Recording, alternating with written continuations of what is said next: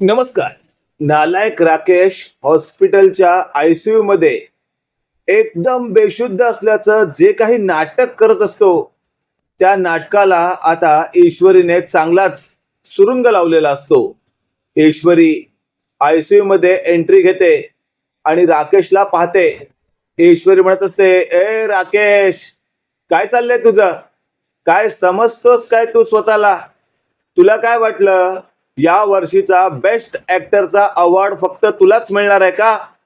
असं समजू नकोस, कारण तुझा नालायकपणा माझ्यासमोर आधीच उघड झाला आहे. आता नाटकं करणं सोड आणि माझ्याशी बोल. त्यावर लगेचच आपण पाहतोय, हा जो राकेश असतो तो अजिबातच कोणतंही उत्तर देत नसतो. तो असंच दाखवत असतो की तो हॉस्पिटलमध्ये ऍडमिटच आहे आणि त्याच्यावर लवकरात लवकर उपचार सुरू व्हावे. तेवढ्यात आपण पाहतोय ईश्वरी म्हणत असते, बघ, शेवटची संधी देते, नाहीतर तुझा असा काही प्रकार सोशल मीडियावर उघड करीन ना की तुझी चांगलीच पंचायत होईल. हे वाक्य ऐकल्यावर आता राकेशला कळून चुकतं की आता जास्त नाटकं करणं आपल्या अंगाशी येईल, त्यापेक्षा आपण हिला भिडलेलो बरं. आणि अशातच आपण पाहतोय आता राकेश एकदम बेशरम सारखा हसू लागतो. अगदा बेशरम सारखा हसताना राकेश उठतो आणि म्हणत असतो, अगं माझी इंदोरी जिलेबी, काय चाललंय तुझं? तू प्रत्येक वेळेला माझ्या जवळ येण्याचं कारण शोधतेस काय? त्यावर लगेचच आता ईश्वरी म्हणत असते, नालायका, शब्द जपून वापर. त्यावर ईश्वरीला आता राकेश म्हणत असतो, अगं काय चुकीचं बोललो मी? आता मला सांग, या हॉस्पिटलच्या आयसीयू मध्ये एकटा मी असताना तुला इथे येण्याची काय गरज होती? काहीतरी कारण किंवा काहीतरी तुझ्या मनात असेलच ना, म्हणूनच तर तू इथे आलीस. बोल ना, बोल, काय आहे तुझ्या मनात? त्यावर लगेचच आता ईश्वरी म्हणत असते, नालायका, माझ्या मनात ना तुला चांगलंच लाथेने तुडवून काढावं असं आहे. बोल, नाहीतर मला असं वाटतंय जाडा दांडका घ्यावा आणि त्या दांडक्याने तुला चहूबाजूंनी चांगलंच सुजवून काढावं. बोल, आता बोल. त्यावर लगेचच आता राकेश म्हणत असतो, माझी इंदोरी जिलेबी, हे सगळं तुझ्याच्यान शक्य नाहीये. तुला काय वाटलं तू तुझ्या हातात दांडका घेशील आणि माझ्यावर थेट हल्ला करशील आणि मी गप्प बसून राहीन? त्यावर लगेचच आता ईश्वरी म्हणत असते, नाही नाही, तू गप्प बसून राहणार नाहीयेस, हे मला चांगलंच माहिती आहे. पण लक्षात ठेव, आता ही नाटकं बास कर आणि सगळं काही कबूल कर. त्यावर लगेचच आता राकेश म्हणत असतो, ऑलरेडी तुला माहितीच आहे मी कसा माणूस आहे, तरीही तू माझ्या जवळ येण्याची जी हिंमत दाखवतेस ना, त्याची तुला दाद द्यावीच लागणार आहे मला. हे वाक्य ऐकल्यावर आता ईश्वरी म्हणत असते, मी फक्त तुला इतकंच सांगायला आली आहे की तुझ्या नाटकांचा ओव्हर आता मी करणार आहे. तुझ्या नाटकांचा पडदा आता मी पाडणार आहे. त्यावर मात्र आता राकेश ईश्वरीच्या जवळ येतो आणि म्हणत असतो, तुला एक गोष्ट कळते का? या रूम मध्ये फक्त तू आणि मी, आपण दोघेच आहोत. म्हणजे म्हणजे आता इथे जे काही होणार ते आपल्या दोघात होणार आणि त्यानंतर तुझी जी काही अवस्था असेल त्याला तूच कारणीभूत असणार आहेस, कारण स्वखुशीने तू इथे आली आहेस. हे वाक्य ऐकल्यावर ईश्वरी म्हणत असते, घाबरत नाहीये मी तुला. आणि तेवढ्यात राकेश म्हणत असतो, वा ग वा, काय ग तुझा तोरा? अशा तोरेमध्ये ना तू खूपच सुंदर दिसतेस. आणि अशातच राकेशने ईश्वरीचा हात पकडत तिला आपल्याकडे ओढलेलं असतं. अशातच आपण पाहतोय आता ईश्वरी स्वतःला सोडवण्याचा प्रयत्न करत असते, पण या राकेशला अजिबातच माहिती नसतं की कोपऱ्यात उभी राहून नम्रता सगळं काही मोबाईल मध्ये व्हिडिओ रेकॉर्ड करत असते. अशातच आता ईश्वरी थेट राकेशला म्हणत असते, बघ, शेवटची संधी देते तुला, हात काढ माझा. त्यावर मात्र राकेशने ईश्वरीला मिठीत घेतलेलं असतं आणि तो तिला आवळत चिवळत असतो. तेवढ्यात आपण पाहतोय थेट ईश्वरीने आता मागे असलेला चाकू राकेशच्या हातावर जोरात मारलेला असतो आणि त्यामुळे राकेशला ईश्वरीला सोडावं लागतं. आणि लगेचच आता राकेश म्हणत असतो, काय गे काय केलंस तू हे? चक्क चाकूने वार केलास तू माझ्यावर. त्यावर ईश्वरी म्हणत असते, करावा लागला नालायका, तुझ्या तावडीतून सुटायला मला हे करावं लागलंय. आता ये ना जवळ, ये जवळ. त्यावर राकेश म्हणत असतो, तू जे हे काही केलंयस ना, हे खूपच चुकीचं केलंयस. त्यावर मात्र ईश्वरी म्हणत असते, का मी केलं ते चूक आणि मगाचपासून तू जे माझ्या बरोबर करत होतास ते बरोबर होतं का? त्यावर राकेश म्हणत असतो, आता तर मी तुला सोडणारच नाही. आणि तेवढ्यात आपण पाहतोय राकेशने आता ईश्वरीच्या हातातील तो चाकू हिसकावून घेतलेला असतो आणि तडक्कन तो चाकू ईश्वरीच्या पोटामध्ये तो खुपसणारच असतो.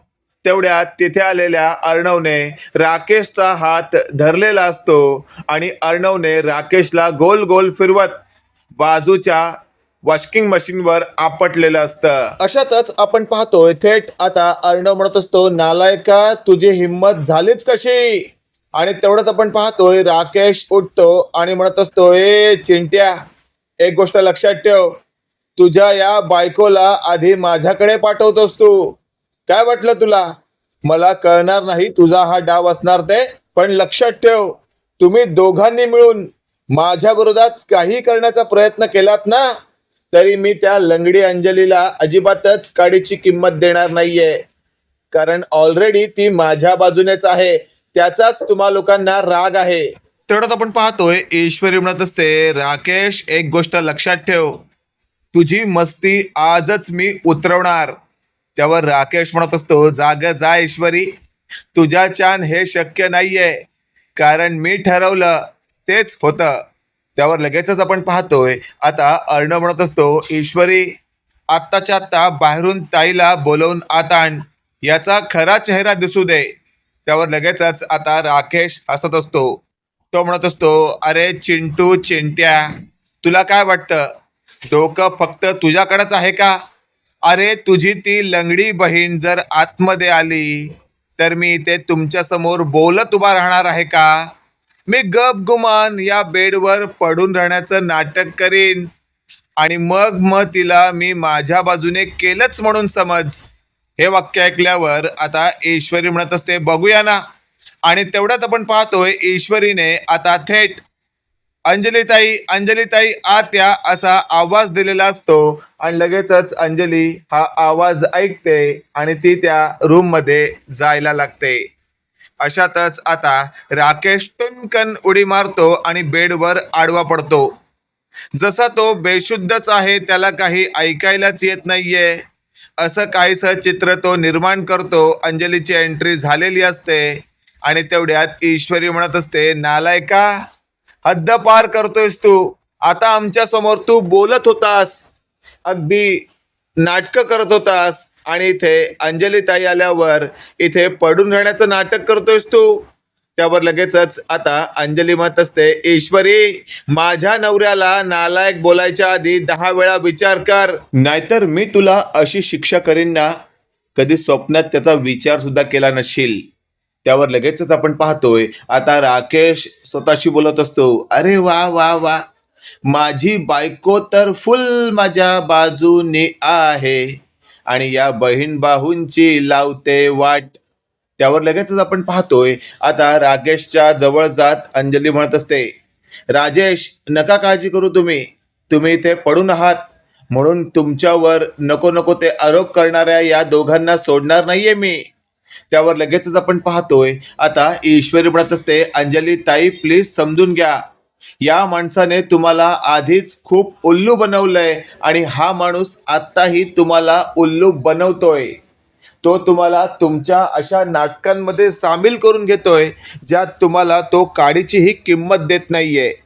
त्यावर लगेचच आता ईश्वरीला अंजली म्हणत असते, मी तुला शेवटचं सांगते, या सगळ्या प्रकारामध्ये जर तू पुन्हा मला अडकवण्याचा प्रयत्न करत असशील किंवा माझ्या नवऱ्याला, तर मी तुला काडीचीही किंमत देणार नाही आणि हिथून तुला हाकलून टाकेन.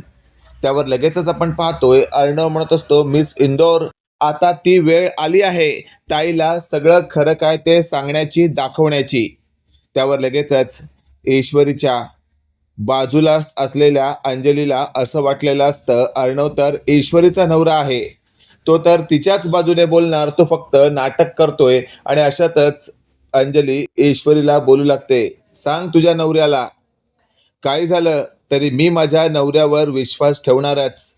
त्यावर लगेचच आपण पाहतोय ईश्वरी म्हणत असते, अंजली ताई, तुम्ही तुमच्या नवऱ्यावर विश्वास ठेवताय ना, तसा माझा देखील माझ्या नवऱ्यावर विश्वास आहे. पण तुमचा नवरा तुम्हाला सपशेल उल्लू बनवतोय, तुमचा फायदा घेतोय, हे तर मला तुम्हाला दाखवून द्यावंच लागेल. त्यावर लगेचच आता अंजली म्हणत असते, काय दाखवून देणार आहेस तू? माझा नवरा इथे बेशुद्ध आहे आणि तुम्ही त्याच्याबद्दल वाईट साईड बोलताय. आणि अशातच आता ईश्वरी म्हणत असते, नम्रता ताई, ये बाहेर, आता तर तू केलेला व्हिडिओ अंजली ताईला दाखवच. हे वाक्य ऐकल्यावर अंजली म्हणत असते, काय, कुठे आहे नम्रता? आणि अशातच आता राकेशला सुद्धा सगळं काही ऐकायला आलेलं असतं. राकेश मनातल्या मनात बोलत असतो, बाप रे, म्हणजे या ईश्वरी आणि अर्णवने माझा गेम केलाय वाटतं. त्या नम्रताने बहुतेक मगाचपासून माझं सगळं रेकॉर्डिंग शूट केलंय वाटतं. आता हे रेकॉर्डिंग जर अंजलीने पाहिलं तर खूप मोठी गडबड होईल. आता इथून उठून मला काही करता देखील येणार नाही. जर मी उठलो तर या अंजलीला ऑलरेडी कळेल की मी नाटक करत होतो. देवा, काय करू मी? त्या नम्रताच्या मोबाईल मधलं रेकॉर्डिंग डिलीट होऊन जाऊ दे, असं तसं राकेश मनातल्या मनात बडबडतो. पण तेवढ्यात ईश्वरीने आवाज दिल्यामुळे नम्रता बाहेर येते आणि मग नम्रताने तो मोबाईल ईश्वरीच्या हातात दिलेला असतो, ज्यात सगळं रेकॉर्डिंग झालेलं असतं. आणि मग ते रेकॉर्डिंग थेट ईश्वरी अंजलीच्या समोर प्ले करते. सुरुवातीपासून आता त्या व्हिडिओमध्ये जे काही असतं ते अंजली पाहत असते. आणि अशातच अंजलीला धक्का बसतो. अंजली म्हणत असते, काय, एवढं सगळं घडलं? अशातच आता अंजली राकेशला म्हणत असते, राजेश, काय चाललंय हे सगळं? या व्हिडिओमध्ये तर दिसतंय की तुम्ही बेशुद्ध नाही आहात. आणि अशातच आपण पाहतोय थेट अर्णवने आता राकेशच्या कंबरट्यात लाथ घातलेली असते आणि थेट त्याला उठवलेलं असतं. राकेश उठतो आणि लगेचच बोलू लागतो, राणी सरकार, खरं तर या व्हिडिओबद्दल मी तुला सगळं काही सांगू शकतो. या चिंटूच्या बायकोने आणि मेहुणीने सगळं प्री प्लॅन केलेलं आहे मला अडकवण्यासाठी, मला तुझ्या नजरेत पाडण्यासाठी. हे वाक्य ऐकल्यावर आता अंजली मत असते, म्हणजे मला काही समजेल असं उत्तर द्या राजेश. त्यावर लगेचच आता हा जो राकेश असतो, म्हणजेच राजेश, तो स्वतःला वाचवण्यासाठी पराकोटीचे प्रयत्न करत असतो. पण शेवटी त्याचा थोबडाच ईश्वरीने अंजलीसमोर उघडा पाडलेला असतो. त्यामुळे आता या राजेशला या सगळ्या प्रकरणातून अजिबातच सुटका मिळणार नाही, असं ईश्वरीने अंजलीला म्हटलेलं असतं. अंजली म्हणत असते, ईश्वरी, मला माफ कर, या नालायकाला मी ओळखू शकले नाही, पण या नालायकाचा खरा चेहरा तू माझ्यासमोर उघड केलास. मला आधीपासूनच संशय होता, पण म्हणतात ना की आपलं नाणं कदाचित खोटं नसलं तर, तसंच मी धरून चालले होते. पण शेवटी या नालायकाने मला फसवलंच. त्यावर लगेचच आता अर्णव अंजलीच्या जवळ येतो आणि म्हणत असतो, ताई, ताई, तू रडू नकोस, तुला रडायची गरज नाहीये. आता रडायचं असेल तर या माणसाने आपल्याला खूप त्रास दिलाय. आता तर याला मी कुत्र्यासारखं बडवून काढणार आहे. त्यावर लगेचच आपण पाहतोय अंजली म्हणत असते, नको नको चिंटू, या नालायकाला मारू नकोस, मारून काही फरक पडणार नाहीये. त्यापेक्षा कायद्याने सगळं काही होऊ दे, याला पोलिसात दे, याला सुद्धा कळलं पाहिजे त्याने किती मोठी चूक केली आहे ती. त्यावर लगेचच आता हा राकेश अंजलीला म्हणत असतो, राणी सरकार, प्लीज मला असं पोलिसात देऊ नका. त्यावर अंजली म्हणत असते, आधी तर मला राणी सरकार बोलणं बंद कर, तो हक्क तू कधीच गमावलायस. हे वाक्य ऐकल्यावर आता अंजलीला थेट राकेश म्हणत असतो, अंजली प्लीज, अंजली असं काही करू नको, ज्याने मला प्रॉब्लेम होईल, तुला प्रॉब्लेम होईल, आपल्या बाळाला प्रॉब्लेम होईल. त्यावर लगेचच अंजली म्हणत असते, मला प्रॉब्लेम झाला चालेल, पण मी माझ्या बाळाला प्रॉब्लेम होऊ देणार नाही, त्याला कधीच कळू देणार नाही. तुझ्यासारखा नालायक बाप त्याचा होता.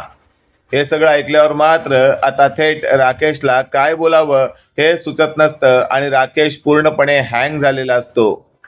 राकेश म्हणत असतो, माझी चांगलीच खरंगपट्टी तुम्ही काढताय. त्यावर लगेचच आपण पाहतोय राकेशला सगळ्यांसमोर आता ईश्वरी, नम्रता आणि अर्णवने उघडं पाडलेलं असतं. आणि तेवढ्यात अर्णवच्या बाजूलाच असलेल्या ईश्वरीने राकेशच्या थोबाडीवर सणसणीत चपराक दिलेली असते. राकेश हलतो, डुलतो आणि बोलू लागतो, अशा पद्धतीने माझ्यावर हात उचलण्याआधी 10 वेळा विचार करायला पाहिजे होता. त्यावर लगेचच आपण पाहतोय अंजलीने बाजूला असलेल्या दांडक्याने राकेशला 2 फटके दिलेले असतात स्वतःचं मन शांत करण्यासाठी. राकेश म्हणत असतो, अंजली अंजली, मी तुझा नवरा आहे, अशा प्रकारे माझ्यावर दांडक्याने वार करू नकोस ग. त्यावर लगेचच आता अंजलीचा हा जो नालायक नवरा आहे तो बाजूलाच पडलेला असतो. अर्णवने त्याला उचललेलं असतं आणि असं म्हटलेलं असतं, तुझी जागा आता या घराबाहेर. आणि अशातच आडवा तिडवा करत घराच्या दरवाजातून त्याला फाकवत बाहेर काढलेलं असतं आणि समोरच्या पटांगणात त्याला फेकलेलं असतं. राकेश म्हणत असतो, ए चिंट्या चिंट्या, माझ्यावर हात उचलायच्या आधी 10 वेळा विचार करा. त्यावर लगेचच आता अर्णव म्हणत असतो, काय म्हणालास तू? हात उचलायच्या आधी 10 वेळा विचार करू? अरे कोण लागून गेलास रे चिंट्या तू? असं तसं आता या दोघांमध्ये वाद चालू असतात. इकडे ईश्वरी आता थेट नम्रताला म्हणत असते, थँक्यू ताई, आज तू होतीस म्हणून सगळा व्हिडिओ रेकॉर्ड झाला, नाहीतर अंजली ताई समोर काय मी उघडं करून ठेवलं असतं या राकेशचं. त्यावर नम्रता म्हणत असते, अगं ईश्वरी, माझे कसले आभार मानतेस? जाऊ दे, तो सगळा विषय सोड, पण आता सगळं नीट होईल ना? त्यावर लगेचच आता अंजली म्हणत असते, हो, आता सगळंच नीट होईल. या ईश्वरीने माझे डोळे उघडलेत. आणि अशातच आता ईश्वरीला खूप खूप धन्यवाद देत अर्णवच्या बहिणीने ईश्वरीला असं म्हटलेलं असतं, यापुढे तू म्हणशील तीच पूर्व दिशा. आणि स्टेट आपल्या पद्धतीने आपलं काम सुरू केलेलं असतं. मित्रांनो, तुम्हाला काय वाटतंय? इथे तर आता कन्फर्म अर्णव जो आहे तो ईश्वरीच्या बाजूने आहे आणि ईश्वरी अर्णवच्या बाजूने. या दोघांनी मिळून या राकेशला बदनाम आणि बर्बाद करण्यासाठी जो काही विडा उचललेला असतो त्या विड्यामध्ये आता हे दोघंही सहभागी झालेले आहेत आणि एका फटक्यात होत्याचं नव्हतं करून ठेवलं आहे. आणि अशातच आता ईश्वरी शेवटी सगळं काही करण्याच्या भानगडीत पडणार असते, पण शेवटी सगळंच काही निस्तानभूत झालं आहे. बाकी मित्रांनो, आजचा भाग तुम्हाला कसा वाटला कमेंट करून नक्की कळवा आणि असेच नवनवीन अपडेट पाहण्यासाठी व्हिडिओला लाईक आणि चॅनलला नक्की सबस्क्राईब करा. धन्यवाद.